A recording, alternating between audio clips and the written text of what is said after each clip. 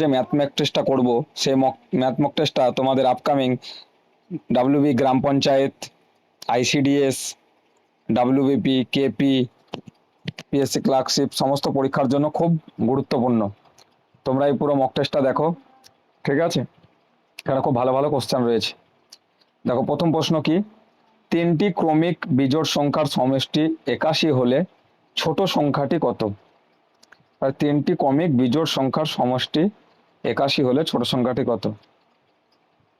তোমরা প্রথমে ট্রাই করো, আমি করে দিচ্ছি। তাহলে দেখো কটা সংখ্যা বলেছে? তিনটি। তাহলে তো সমষ্টি কত? 81। তাহলে 3কে 81 দিয়ে ভাগ করব, তাহলে কত হবে? 3 27 81। তাহলে 27টা হচ্ছে কি মিডিল সংখ্যা। তিনটা সংখ্যা বলে আছে, তাহলে এর থেকে বিজোড় বলে আছে মানে 2 বিয়োগ, আর এর থেকে বড় মানে বিজোড় বলে আছে মানে 2 যোগ। এবার কি বলে আছে? ছোট সংখ্যাটি কত? ছোট সংখ্যা বলে আছে, তাই 25 অ্যান্সার। যদি বলতো বড় সংখ্যা কত, তাহলে 29 অ্যান্সার হতো। বুঝতে পারলে? তিনটি ক্রমিক বিজোড় সংখ্যা বলে আছে, বিজোড় সংখ্যা তাই 2 করে বিয়োগ করলাম। দুটি সংখ্যার অনুপাত 2:3, সংখ্যা দুটির সাথে 4 যোগ করলে নতুন অনুপাত হয় 3:4। তাহলে সংখ্যা দুটির সমষ্টি কত? দেখো দুটি সংখ্যার অনুপাত 2:3। এবার দেখো এই অঙ্কগুলোর সংখ্যা দুটির সমষ্টি বলেছে, শর্টকাট দেখবে। দেখো তাহলে সংখ্যা দুটি কি কি? 2 আর 3, 2 আর 3 সমষ্টি মানে যোগ 5, 5 দিয়ে কোনটা ভাগ যায়? 12 ভাগ যায় না, 16 ভাগ যায় না, 24 ভাগ যায় না, 4 5 20, এটাই অ্যান্সার হয়ে যাবে। ঠিক আছে, এটা হচ্ছে শর্টকাট, কিন্তু আমরা বেসিক থেকে বুঝিয়ে দিই। দেখো তাহলে দেখো একটি সংখ্যার অনুপাত 2:3, বেড়ে কত হলো? 3:4। তাহলে দেখো 2 ছিল, 3 হলো, কত বাড়লো? 1, 3 ছিল, 4 হলো, কত বাড়লো? 1। আর 1 না বেড়ে কত বেড়ে বেড়াচ্ছে বলছে? 4 বেড়েছে। কত বেড়েছে? 4। 4 যোগ করলে অনুপাত হয়। তাহলে তাদের সমষ্টি কত? তাদের সমষ্টি মানে 2 আর 3 এর সমষ্টি কত? 2 আর 3 এর সমষ্টি 5, আর 5 মানে কত গুণ? 4 গুণ, তাহলে 4 5 20। বলছে 25 ও 45 এর নতুন সমান তৃতীয় সমানুপাতি কত? 25 ও 45 এর তৃতীয় সমানুপাতি কত? তৃতীয় সমানুপাতি দেখো আমাদের 4টে সমানুপাতি হয়, প্রথম, দ্বিতীয়, তৃতীয়, চতুর্থ। ঠিক আছে, মানে A:B:C:D। যদি তোমাকে ABC বলে দেয়, ডি বার করতে বলে, তাহলে বি গণিত সি ডিভাইডেড বাই এ করবে। যদি তোমাকে চতুর্থ বলে দেয়, প্রথম বের করতে দেয়, তাহলে দ্বিতীয় গণিত তৃতীয় বাই চতুর্থ করবে। ঠিক আছে, যদি তোমাকে দুটো বলে দেয়, তৃতীয় বের করতে বলে, তাহলে কি করবে? তাহলে করবে কি, দেখো 25 আর 45 বলে আছে, তাহলে 25 আর 45 এর তৃতীয় সমানুপাতে যদি বের করতে বলে, তাহলে যে 2 নম্বর মানে প্রথম নম্বর কোনটা? 45, 45কে দুবার লিখে 25 দিয়ে ভাগ করবে। তাহলে চলো করি আমরা। তাহলে 45 গণিত 45 ডিভাইডেড বাই 25, কাটাকাটি করবো। 5 5 25, 5 9 45, 5 9 45, তাহলে 9 9 81 হবে অ্যান্সার। তাহলে তৃতীয় সমানুপাতির সূত্র কি জানলাম আমরা? 2 নম্বরে যেটা থাকবে সেটাকে দুবার লিখে প্রথমে যেটা থাকবে সেটা দিয়ে ভাগ করব। পিতা পুত্রের বর্তমান বয়সের অনুপাত 8:3। 10 বছর পর তাদের বয়সের অনুপাত হবে 2:1। তাহলে পুত্রের বয়স কত? তাহলে দেখো পিতা পুত্রের বর্তমান বয়সের অনুপাত 8:3।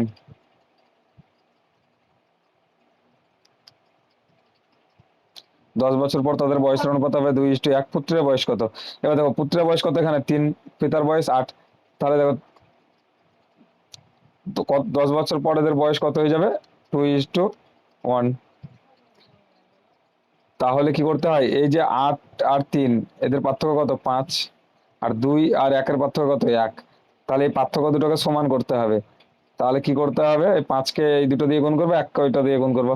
তাহলে 5 দুগুণে 10, 5 1-কে 5। এবার দেখো 8 থেকে 10 বিয়োগ করলে 2, 3 থেকে 5 বিয়োগ করলে 2।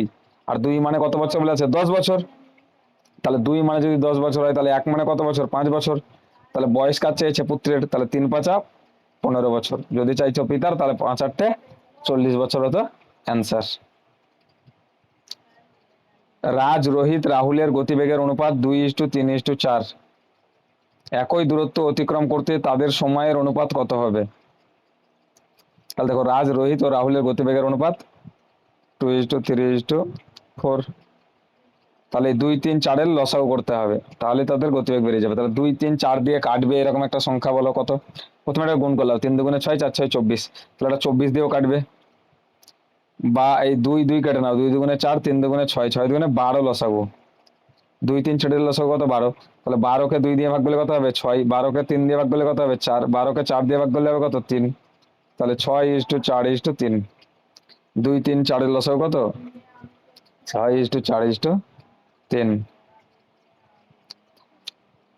বলছে এ একটি কাজের 1/2 অংশ 5 দিনে করে, বি ওই কাজের 2/5 অংশ 6 দিনে করে, তারা একত্রে কাজটি করলে কত দিনে করবে? তাহলে দেখো, 1/2 করে কত দিনে? 5 দিনে। তাহলে মোট কাজ কত দিনে করবে? 5×2 = 10 দিনে। এই দুটো গুণ করবে, 5×2 = 10 দিনে। আর 2/5 অংশ করে কত দিনে? 6 দিনে। তাহলে কাটাকাটি করে নিই, 3×2 = 6, 3×5 = 15। তাহলে বি করবে কত দিনে? 15 দিনে। তাহলে কি জানলাম? এ করে 10 দিনে, বি করে 15 দিনে। এরকম অঙ্ক থাকলে উপরে কাটাকাটি করবে। আর 2/5 করে 6 দিনে, তাহলে 2, 3×2 = 6, 3×5 = 15 করলাম। তাহলে এখান থেকে আমরা কি মনে রাখবো? যে এ করে 10 দিনে আর বি করে 15 দিনে। তাহলে বলেছে তারা একত্রে কত দিনে কাজটি করবে। তাহলে এই 10 আর এই 15, এই দুটোর লসাগু নেব। তাহলে 10 আর 15-এর মধ্যে বড় কে? 15। তাহলে 15 কি 10 দিয়ে ভাগ যাবে? না। তাহলে দ্বিগুণ করে নাও। দ্বিগুণ করলে 15 ডবল কত? 30। তাহলে ভাগ যাবে। তাহলে 30কে 10 দিয়ে ভাগ করলে 3, 15কে 30 দিয়ে ভাগ করলে 2। তাহলে এ করে 3 কাজ, বি করে 2 কাজ। তাহলে একত্রে কত দিনে করবে? তাহলে 3 আর 2 যোগ করবো, কত হবে গো? 5। একত্রে মানে যোগ। তাহলে 30কে 5 দিয়ে ভাগ করব। তাহলে তারা একত্রে কত দিনে কাজটি শেষ করবে? 5×6 = 30। 6 দিনে কাজটি শেষ করবে।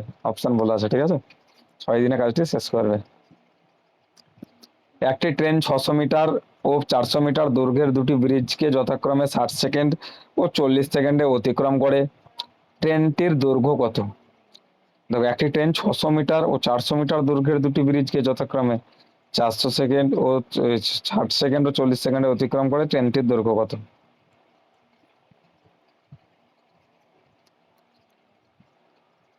তাহলে দেখো, 60 সেকেন্ডে করে কত? 600 মিটার।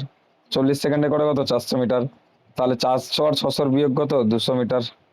আর 40 সেকেন্ড আর 60 সেকেন্ড বিয়োগ করলে কত পাবো? 20 মিটার।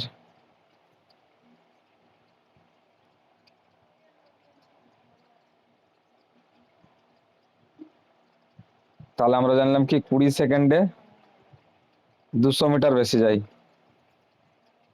হ্যাঁ, 20 সেকেন্ডে 200 মিটার বেশি যায়। তাহলে এই 600টা 800 হবে, ঠিক আছে? এই 600টাকে 800 করবে, এটা টাইপিং মিস্টেক আছে। তাহলে কি, 800 মিটার যায় 60 সেকেন্ডে, 400 মিটার যায় 40 সেকেন্ডে। তাহলে এটাকে 800 ধরো। তাহলে 60 আর 40 বিয়োগ করলে কত পাচ্ছি আমরা? 20। আর 800 আর 400 বিয়োগ করলে কত পাচ্ছি? 400। তাহলে 20 সেকেন্ডে যাই 400 মিটার বেশি। তাহলে 1 সেকেন্ডে যাই কত? 20 মিটার। তাহলে দেখো, ট্রেনটি যদি 60 সেকেন্ডে যাওয়া ধরি, তাহলে 60 সেকেন্ডে 20 মিটার করে গেলে 6×2 = 1200 গেলছে। কিন্তু বলছে ট্রেনটি গেছে 800 মিটার। 1200 থেকে 800 বিয়োগ করলে কত হবে? 400 মিটার। এক ব্যক্তির আয় 10% কমে গেল। আয় শতকরা কত বাড়ালে পূর্বের আয়ে ফিরে পাওয়া যাবে? তাহলে এক ব্যক্তির আয় 10% কমে গেল, তাহলে 100 থেকে 10% বিয়োগ করলে কত? 90। তাহলে পূর্বের আয়ে ফিরে আসতে বলছে, তাহলে 10 বাড়াতে হবে। কততে? 100-তে। কাটাকাটি করো, 0, 0 কেটে গেল। তাহলে 100কে 9 দিয়ে ভাগ করো।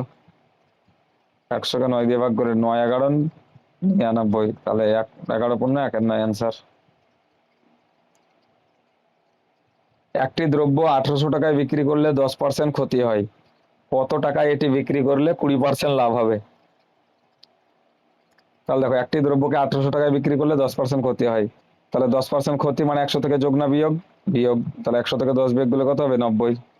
তাহলে 90টা কত টাকায় বিক্রি করেছে? 1800 টাকায়। তাহলে 20% লাভে বিক্রি করতে হবে, তাহলে 100-র সঙ্গে 20 যোগ না বিয়োগ? লাভ মানে যোগ, তাহলে 120।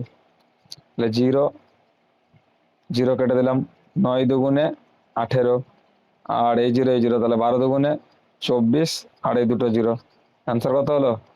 2400। একটি বই পরপর 10% ও 20% লাভে বিক্রি করলে তুল্য লাভ কত হবে? এরকম যদি থাকে 10% লাভ আর 20% লাভে বিক্রি, তাহলে দুটোকে যোগ করবে, 10 আর 20 যোগ করলে কত? 30। আর 100-র পার্সেন্টেজ 100-র কারণে দুটো জিরো কেটে যায়, তাহলে 2 1 2, তাহলে 30 আর 2 যোগ করলে 32, এই দুটো গুণ করে যোগ করতে হয়। কোনো টাকার 2 বছরের চক্রবৃদ্ধি সুদ 110 টাকা আর সরল সুদ 100 টাকা হলে সুদের হার কত?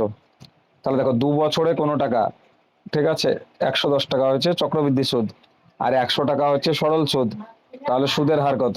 তাহলে দেখো 100 টাকা হচ্ছে সরল সুদে 2 বছরে, তাহলে 100 দুগুণে 50, তাহলে প্রথম বছরে 50, দ্বিতীয় বছরেও 50 হচ্ছে। কিন্তু চক্রবৃদ্ধি সুদ কি হয়েছে? প্রথম বছরের সুদ সরল সুদে হয়, এই দ্বিতীয় বছরের 50 টাকার জন্য 10 টাকা বেশি হচ্ছে, এই যে 110। তাহলে 50 টাকার 10 টাকা কত পার্সেন্ট? 0 0 গণিত 100, তাহলে 5 20 100, 5 20 100, 20%। 5,000 টাকার 8% হারে 2 বছরের চক্রবৃদ্ধি সুদ ও সরল সুদের পার্থক্য কত? এই কোশ্চেনগুলো একটু টাইপিং মিস্টেক হয়েছে, হ্যাঁ, সার্ভারের জন্য একটু করে নেবে। 5,000 টাকার 8% হারে 2 বছরের চক্রবৃদ্ধি সুদ ও সরল সুদের পার্থক্য কত? তাহলে দেখো 5,000 টাকা 8%, আমি বললাম 5,000 টাকার 8% কি করে বের করবে? পার্সেন্টের জন্য দুটো জিরো কেটে দাও, 100 যে, তাহলে 5 8 40, আর এই জিরো মানে 5,000 টাকার 1 বছরের 8% হচ্ছে কত? 400 টাকা। তাহলে আর 1 বছরের সরল সুদ কত হবে? 400 টাকা। কিন্তু চক্রবৃদ্ধি সুদ কত হবে? 400 টাকার 8%, 4 8 32 টাকা, আর এটা হয়ে যাবে পার্থক্য। তাহলে 2 বছরের পার্থক্য কি করে নির্ণয় করতে হয় দেখলে? 5,000 টাকার 8% বের করে নিলে, সেই 8% কত টাকা হলো সেটার আবার 8% বের করলে। বর্গক্ষেত্রের একটি বাহুর দৈর্ঘ্য 20 মিটার হলে বর্গক্ষেত্রের ক্ষেত্রফল নির্ণয় করো। তাহলে দেখো একটা বর্গক্ষেত্র যদি এরকম হয়, ইউ 20 হয়, ইউ 20 হয়, 4টা বাহুর দৈর্ঘ্য সমান হয়, এও 20 হয়, তাহলে ক্ষেত্রফল কি হয়? 20 × 20 বা 20 × 20, পরিসীমা বললে 4 20 80, ক্ষেত্রফল বললে 20 স্কোয়ার বা বাহু স্কোয়ার, 20 স্কোয়ার কত? 400।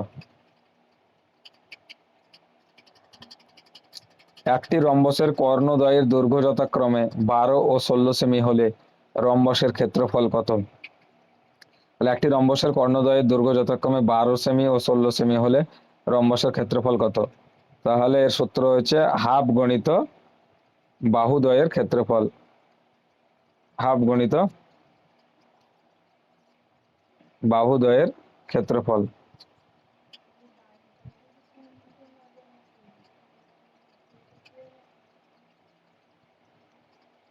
12 × 16, তাহলে কি 6 2 × 12, 6 16 96, অ্যান্সার। 12 20 28 গসাগু কত? 12 20 28 গসাগু কত?